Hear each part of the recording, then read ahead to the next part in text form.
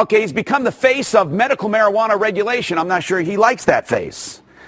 State Senator Chris Romer, you have taken the lead. Sure. And some people saying you're going too far. Other people say you're just doing it just right. And we were talking about this. This is the only state where it's an amendment. It's a constitutional right. Well, sure, Tom. In the year 2000, the public voted this in our Constitution. We're the only state in the nation out of 50 that chose to put medical marijuana in the Constitution. But now we have to like it. Well, we have to regulate it, and that's what we're going through. Because remember, when something's in the Constitution, that's the framework document. Right. We as legislators are still allowed to write laws around that constitutional amendment to put what I call guardrails on. And right now, all we're trying to do is put some guardrails on this industry. You don't want to do away with the industry. You don't want to... No. We believe that patients have a right to medical marijuana.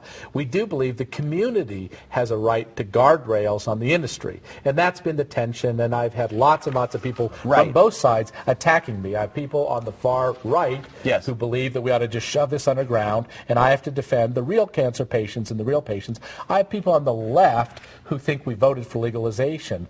And I'm the guy with a bunch of my colleagues in the legislature. We have to find the middle ground. Well, what about dispensaries?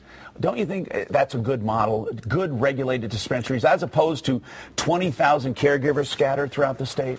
You know, when I voted for it in the year 2000, I didn't have an earthly clue that there would be 31 dispensaries in my zip code. So I'm a little questioning as to how much we need of the retail model as opposed to the clinical model. Now, let me be specific about the difference. A retail model is there to generate demand. A clinical model is just there to serve demand. Right, exactly. We need to figure out the balance between the two because both of them have legitimate arguments. I come down on the side of the clinical model, which is we're there to serve the intrinsic people who have chronic illness. Well, I think most people agree with that. Well, I do, but I think there are some people who believe that we ought to just let everything go. No, but I think the problem comes, and again, I don't even use it, that to limit them to the number of people they can serve. Are you for that?